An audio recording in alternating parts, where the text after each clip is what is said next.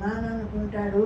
నాకు ఇది కావాలా అది కావాలా, నేను ఇది పొందవాలా అది పొందవాలా. ముందు నేననేది ఉన్నా. మొట్టమొదట నేననేది ముందు ఉంది. తర్వాత నా అనుభవాలు ఏవైనా నేను ఈ సుఖం కావాలంటేనో, ఆకు సుఖం కావాలంటేనో, అది పొందవాలంటేనో, ఇది పొందవాలంటేనో, అవన్నీ కూడా నా తర్వాతవి. ముందు నేను ఉండవాలి కదా. ఆ నేను అనేటువంటి ఈ జ్ఞాన స్వరూపము అది ముందు ఉంది. జ్ఞానమాత్రంగా నిలిచి ప్రతివాడిలో అదే ప్రాణం. అది పోయిందంటే ఇంటికి ఎత్తుకపోయి భావిస్తారు వాడు పనికిరాడని. పనికొస్తుండేవాడు ఎవడు అంటే అదో లోపల వాడు ఉంటేనే వీడు పనికొచ్చేది. కానీ అహంకార రూప జీవ జ్ఞానమే మనకు ఎక్కువగా ఉన్నది. ఆ పరమాత్మకి ఏదో నా స్వరూపము అన్నీ మర్చిపోయినాం. కాదంటే దేహం నేననేటువంటి అహంభావం ఎక్కువగా ఉంది. ఈ దేహాన్ని ఎప్పుడు సుఖంగా పెట్టవాలా, దీనికి కష్టమే రాకూడదు అని దీనికి అవసరంగా ఆ భావించడమే మనకు ఎక్కువగా ఉంది. అందువల్లనే మనకు పరమాత్మ జ్ఞానం ఉన్నా మనకు అనుభవం లేకుండా పోయింది. అందరిలో ఉంది పరమాత్మ స్వరూపం. పరమాత్మ కానివాడే లేడు. కానీ ఈ విషయ రూపమైన ప్రపంచం ఉందే, అది నాకని అజ్ఞానం చేత దేహభావంతో చూసుకొని ఇది అనుభవించవాలా అది అనుభవించవాలా, అది పొందవాలి ఇది పొందవాలనుకుంటున్నానే. ఈ భావంతో ఆ భావంతో కలిగిన ప్రపంచమంతా అడ్డపడి నేనున్న స్థితిని నాకు తెలియనీయకుండా చేస్తుంది. లేకపోతే అందరి అనుభవంలో ఎప్పుడూ ఉన్నాడు పరమాత్మ. అహంభావము వచ్చునంత తరచుగా ఓంకారమునే మనము ధ్యానించిన మనలో ఆ అహం నశించి మనము ఆ ఓంకారమును పూర్ణముగా అనుభవించి అర్థం చేసుకొనగలుగుతాం. ఇది నాకు కావాలి ఇది నాకు కావాలని ప్రపంచ భావాన్ని అంతా అనుకుంటూ కూర్చోకుండా ఈ ఓంకారాన్ని జపం చేయంటాడు. ఈ ఓంకారాన్ని జపం చేస్తూ వచ్చినామంటే ఈ ప్రపంచ విషయాలు ఇది నాకు కావాలా అది నాకు కావాలా అన్న విషయం అంతా కూడా తగ్గిపోతుంది. ఈ ఓంకారం అనేటువంటి ఆ ధ్యానమే శుద్ధంగా నిలబడుతుంది అంటాడు. ఓంకారమునందు మనస్సును సంధించవలను అని చెప్పుటలో ఇట్లు ఓంకారంతో మనస్సు ఐక్యము చెందినప్పుడు పూర్వము వివరించినట్లుగా ఆ ఓంకారమే బ్రహ్మ అయ్యుట వలన మనము బ్రహ్మానుభవము పొందగలుగుతాం. ఆ విధంగా ఈ ఓంకారము అనేది బ్రహ్మస్వరూపం కాబట్టి ఆ విషయాన్ని ఈ విషయాన్ని ఇది పొందవాలా అది పొందవాలా, ఇది చేయవాలా అది చేయవాలా అని అనుకోవడం అనేది తగ్గించి ఈ ఓంకారాన్ని జపం చేస్తూ వచ్చినామంటే ఈ ఓంకార రూపమైన బ్రహ్మత్వమే మన దగ్గర చాలా కాలం నిలబడుతుంటుంది. ఎందుకంటే దానికి యువతలుండేదంతా దేహభావం అహంకారంతో కూడింది కాబట్టి దాన్ని విడిచేసినావు. ఓంకారము అనేది దేహాతీతమైనటువంటి నీలో ఉండేటువంటి శుద్ధ బ్రహ్మస్వరూపాన్ని భావించుకొని దానికి ఉన్న ఒక పేరును ధ్యానం చేస్తున్నాం. ఇప్పుడు నువ్వు కొన్ని పేరు అనుకుంటే వాడు మనకు కనిపిస్తుందా? ఎవడి పేరు అనుకుంటామో వాడి రూపం మనస్సులో కనిపిస్తుంది కదా. ఆ విధంగా ఈ ఓంకారానికి రూపము నిరాకారమైన బ్రహ్మస్వరూపం కాబట్టి ఈ ఓంకారాన్ని అనుకుంటూ ఉంటే ఆ నిరాకారమైన బ్రహ్మస్వరూపాన్ని పొందుతూ ఉంటాడు, ఆ అనుభవం అవుతూ ఉంటుంది అంటాడు. ఇంకా ఎల్లప్పుడా చెప్తాడు బ్రహ్మానుభవం అంటే ఏదో కాదు. నీకు ఇప్పుడు ఆ హిమాలయము అంటే ఆ కొండ మనస్సు కొండాకారాన్ని పొందుతుంది కదా. అట్లా ఈ బ్రహ్మ విచారం చేస్తూ ఉన్నావంటే ఈ బ్రహ్మాకారాన్ని పొందుతుంది నీ మనస్సు. ఏ వస్తువు అనుకుంటే ఆ వస్తువాకారాన్ని పొందుతుంది కదా. అట్లా ఈ బ్రహ్మాన్ని భావిస్తూ బ్రహ్మ విచారం చేస్తున్నావంటే ఆ బ్రహ్మాకారాన్ని పొందుతుంది. మనస్సు ఆ బ్రహ్మాకారాన్ని పొందడమే బ్రహ్మానుభవము. అంతకంటే బ్రహ్మానుభవము వేరే లేదు అంటారు. అందుకే శ్రవణంలోని వినడంలోని బ్రహ్మత్వానికి అంత శ్రేష్టం ఎందుకు చెప్పినాడు అంటే వినేవాడు ఆ బ్రహ్మాకారాన్ని పొందుతున్నాడు. ఎంతసేపు వింటూ ఉన్నాడో ఆ విన్నంతసేపు ఆ బ్రహ్మాకార వృత్తితో ఉంటున్నాడు.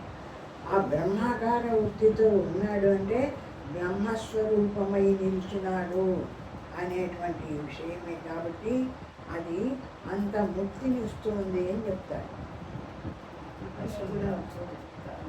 విచారణ చేస్తున్నప్పుడే బ్రహ్మం అవుతాం. కాకపోతే మనకు ఆ విషయాలన్నీ తెలిసినట్టు ఈ బ్రహ్మం కూడా ఏదో తెలియబడుతుంది కదా. ఏదో నిరాకారం అంటేనో నిశ్శబ్దం అంటేనో ఏదంటే ఆ ఆకారమేమో నిశ్శబ్దాకారాన్ని పొందుతుంది, నిరాకారాకారాన్ని పొందుతుంది మన మనస్సు. కాబట్టి ఆ నిరాకారం పొందినప్పుడల్లా బ్రహ్మమై నిలుస్తుంది.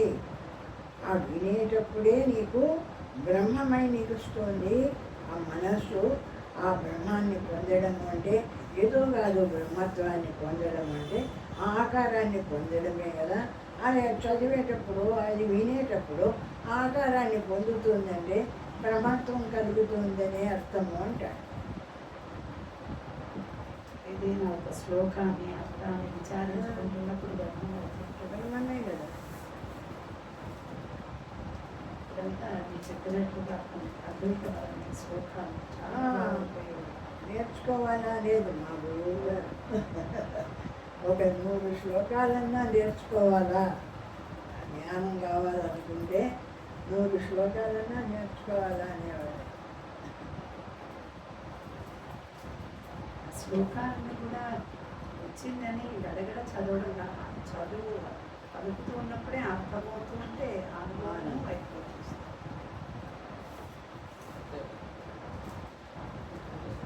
ప్రణవో హ్యపరం బ్రహ్మ ప్రణవశ్చ పరస్ఫుటః అపూర్వోనంతరో భాగ్యో అనపర ప్రణవో వ్యయః. ఓంకారమే అపరబ్రహ్మ మరియు ఆ ఓంకారమే పరబ్రహ్మయు అవుతున్నది. అపరబ్రహ్మ అంటే ఈ శబ్దాలతో కూడినటువంటిది.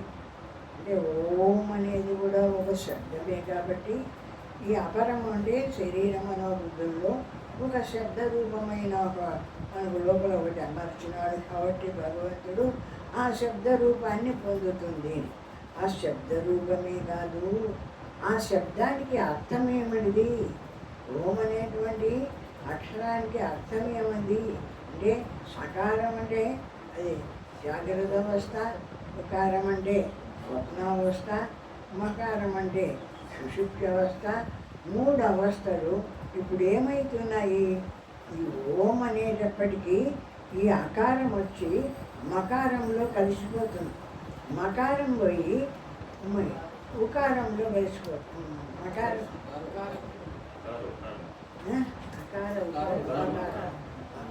ఆ ఉకారం పోయి మకారంలో కలిసిపోతుంది.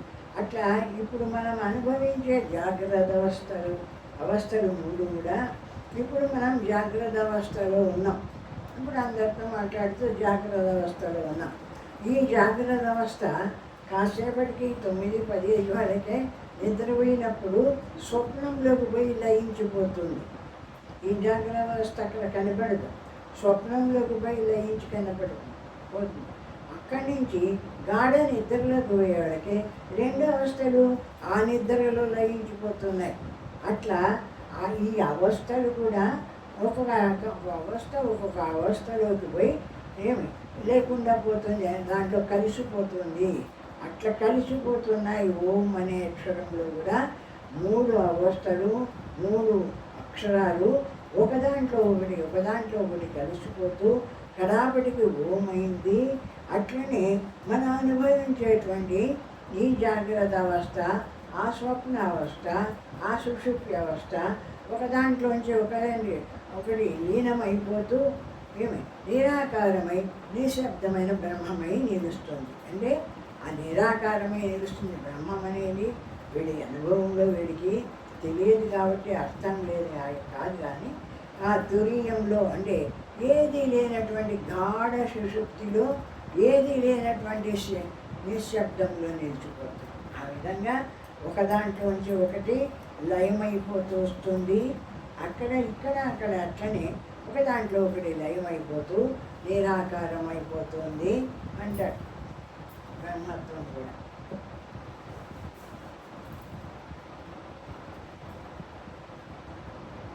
మరియు ఆ ఓంకారమే పరబ్రహ్మము అగుచున్నది.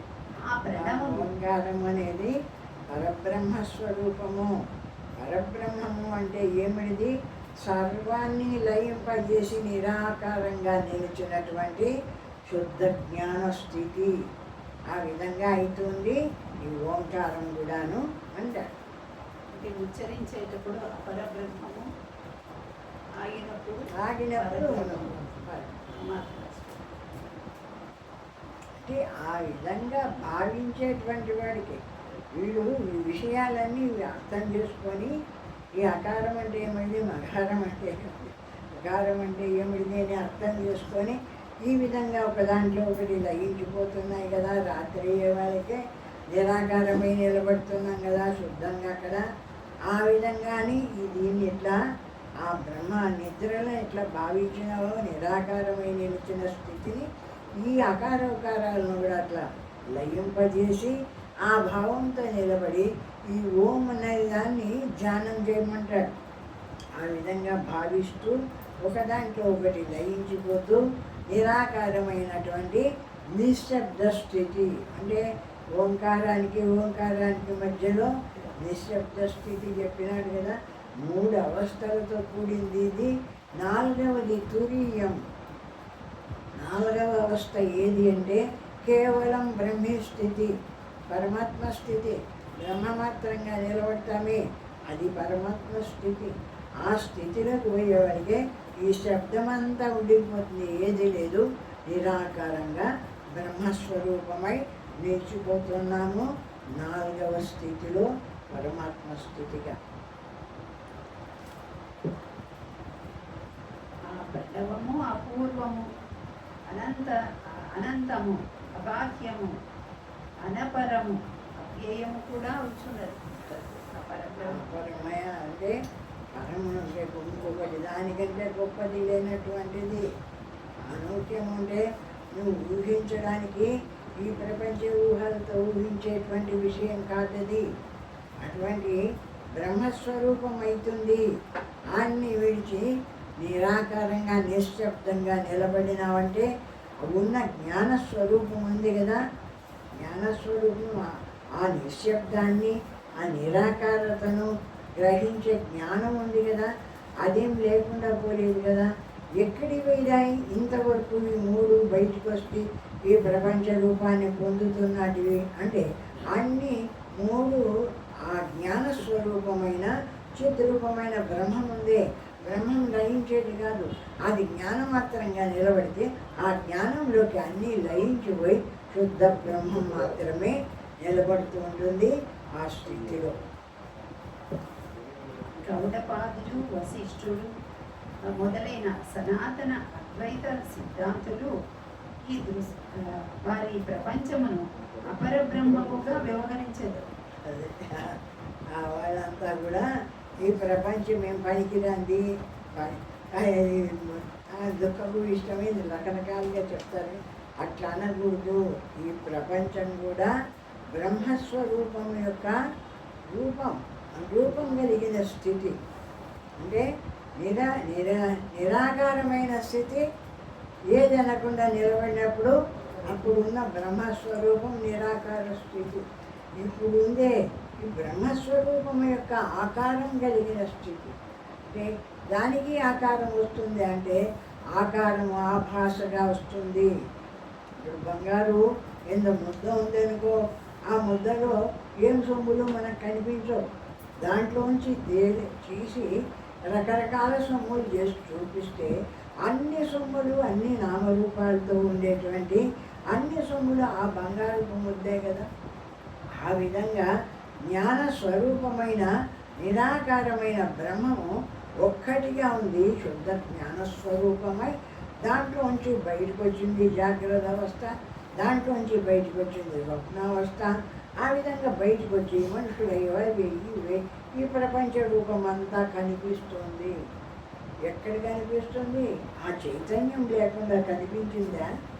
బ్రహ్మస్వరూపము ఇప్పుడు బంగారు లేకుండా వస్తువు కనిపించిందా నీకు?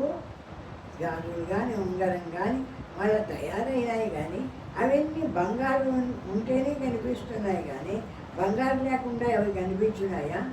కనిపించలేదు కదా. ఆ విధంగానే సర్వవ్యాపకంగా అఖండంగా ఏ జ్ఞానస్వరూపమైన పరబ్రహ్మం ఉందో, నిరాకారమైన బ్రహ్మం ముందుంది. ఆ బ్రహ్మం నుండి ఒక్కొక్క ఆకారంగా బయటకు వచ్చింది. ఈ జాగ్రత్త అవస్థ, స్వప్న అవస్థ, అవస్థలుగా బయటకు వచ్చి ప్రపంచంగా తయారవుతుంది. ఎక్కడి నుంచి వచ్చింది ఈ ప్రపంచం అంతా అంటే అంతా నిరాకారమైనటువంటి ఆ బ్రహ్మం నుండే బయటకు వచ్చింది ఈ జగత్ ప్రపంచం అంతా కూడాను. అనగా పరబ్రహ్మయే నామరూపాది గుణయుక్తుడై ఈ ప్రపంచ రూపంలో భాషించున్నట్లుంటుందని వారి భావం. ఆ జ్ఞానస్వరూపమైన ఆ పరమాత్మే నామరూపాలుగా ఈ ప్రపంచంలో బయట కనిపిస్తూ ఉన్నాయి. ఈ నామరూపాలన్నిటికీ ఆధారము ఆ నిరాకారమైనటువంటి శుద్ధ బ్రహ్మమే. వారి వేదాంత భాషలో ఈ అపర బ్రహ్మయే సగుణ బ్రహ్మగా వ్యవహరింపబడను. అదే ఆ అపరబ్రహ్మమే అంటే అపరబ్రహ్మము అంటే నిరాకారమైనటువంటిది, ఏది అనుకోకుండా నిలబడినప్పుడు ఏది లేనటువంటి శుద్ధ జ్ఞాన స్వరూపం. ఆ బ్రహ్మస్వరూపమే ఈ రూపనామాలతో ఈ అపరబ్రహ్మమై కనిపిస్తుంది అంటారు.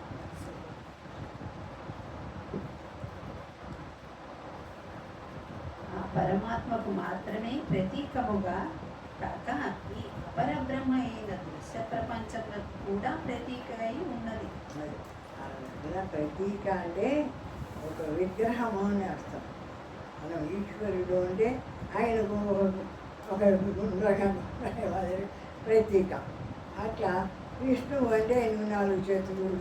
అట్లా ఒక్కొక్కరికి పేరుకు ఒక్కొక్క రూపం ఎట్లా ఉంటుందో అట్లా ఈ ఆ పరబ్రహ్మము నిరాకార బ్రహ్మం అంటే ఆ బ్రహ్మం యొక్క ప్రతీక ఈ ప్రపంచమంతా కూడా రూపనామాలతో ఉండేటువంటిది.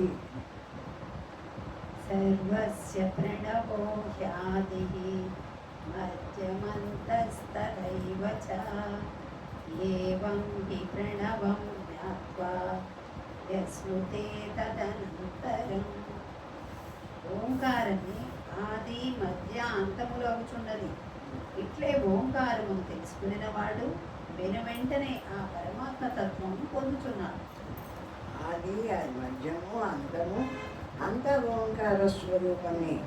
అంటే 3 రూపాలుగా బయటకు వచ్చింది కానీ మొత్తం అంతా కూడా ఒకే చైతన్య రూపమైన పరమాత్మ ఏదుందో ఆ పరమాత్మే మనుషులైంది, పశువులైంది, పక్షులైంది, ఇంకా అన్నీ అయినాయి. ఇంకా ఇంట్లో అవి చదువుదానికి కావాల్సినటువంటి ఇళ్ళు వాటిళ్ళు అన్ని రూపాలే.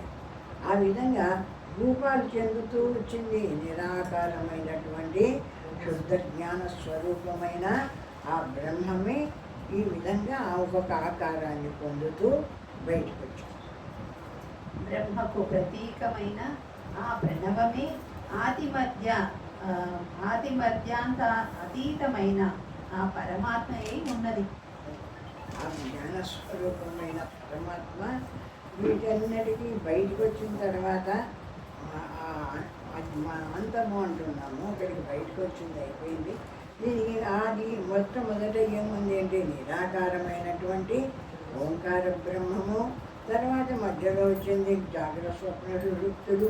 ఈ విధంగా ఒకటి ఒకటి ఒకటి ఒకటి అయి ప్రపంచ రూపాన్ని అంతా పొందుతుంది. ఏది నిరాకారమైన ఏ బ్రహ్మస్వరూపం ఉందో ఆ బ్రహ్మమే నిరాకారంగా ఉన్నటువంటి స్థితిలోంచి ఒక్కొక్కటి రూపం పొందుతూ బయటకు వచ్చింది. ఆ విధంగా ఉంది ఈ కనిపించేది